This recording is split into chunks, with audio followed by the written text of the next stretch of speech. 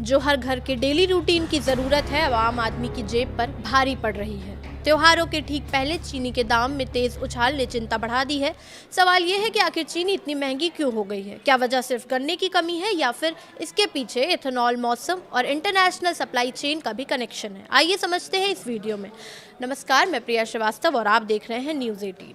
सबसे पहले बात करते हैं कीमतों की। देश में चीनी का औसत खुदरा भाव 23 अगस्त तक बढ़कर करीब 62 रुपये 47 पैसे प्रति किलो पहुंच गया है, जबकि पिछले साल इसी दौरान यही कीमत करीब 46 रुपये 30 पैसे थी। यानी एक साल में चीनी की कीमत में करीब 16 रुपये प्रति किलो का इजाफा हुआ है।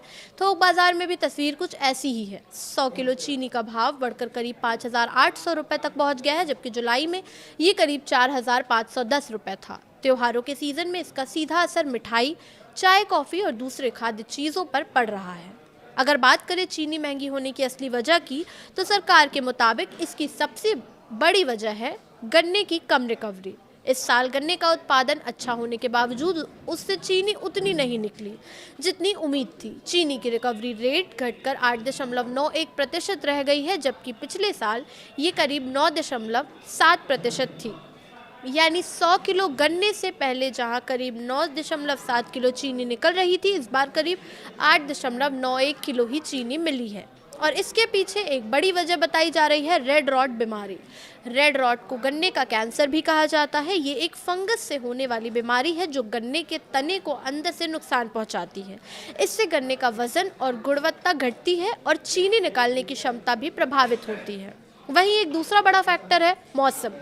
सरकार ने अल नीनो के प्रभाव को भी गन्ने की पैदावार और चीनी उत्पादन पर असर डालने वाली वजहों में शामिल किया है। कम बारिश और मौसम में बदलाव का सीधा असर गन्ने की फसल पर पड़ता है। वहीं अब आते हैं एथेनॉल वाले एंगल पर। चीनी के दाम बढ़ने के बाद विपक्ष ने आरोप लगाया है कि गन्ने का बड़ा हिस्सा एथेनॉल बनाने में इस्तेमाल होने की वजह से चीनी का उत्पादन घटा है, लेकिन सरकार ने इस दावे को खारिज कर दिया। सरकार के मुताबिक एथेनॉल के लिए इस्तेमाल होने वाले गन्ने का हिस्सा 2022-23 में करीब 12% से घटकर 2025-26 में करीब 9% हो गया है। साथ ही देश में बनने वाले एथेनॉल का करीब 3/4 हिस्सा अनाज, खासकर मक्के से तैयार हो रहा है। यानी सरकार के मुताबिक मौजूदा चीनी संकट को सिर्फ एथेनॉल से जोड़ना सही नहीं है। चीनी के बढ़ते दामों का एक और एंगल है मिडिल ईस्ट का तनाव और सप्लाई चेन।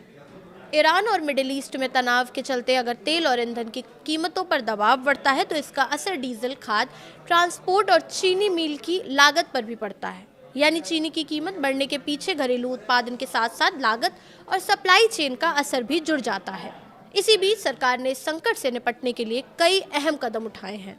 सबसे बड़ा कदम है चीनी के निर्यात पर रोक। सरकार ने 30 सितंबर 2026 तक चीनी के निर्यात पर रोक लगाई है। दूसरा बड़ा फैसला है 10 लाख टन कच्ची चीनी का शुल्क मुक्त आयात। सरकार ने 31 अक्टूबर 2026 तक रॉ शुगर के आयात की अनुमति दी है ताकि घरेलू बाजार में सप्लाई बढ़ाई जा सके। इसके अलावा जमाखोरी पर लगाम लगाने के लिए स्टॉक लिमिट भी तय की गई है। डीलर के लिए अधिकतम स्टॉक सीमा 400 टन रखी गई है और स्टॉक मिलने के 30 दिन से ज़्यादा उसे रोक कर रखने पर भी पाबंदी लगाई गई है। कुल मिलाकर चीनी की कीमतों में मौजूदा उछाल के पीछे गन्ने की कम रिकवरी, रेड रॉट बीमारी, मौसम का असर, बढ़ती लागत और सप्लाई चेन की चुनौतियां जैसी कई कारण हैं। लेकिन सबसे बड़ा सवाल यही है कि त्योहारी सीजन में सरकार के इन कदमों से चीनी के दाम कब तक नीचे आते हैं और क्या आम आदमी की मिठास फिर से लौट पाएगी। फिलहाल इस वीडियो में इतना ही। ऐसे ही और वीडियोस के लिए देखते रहिए न्यूज़ 18।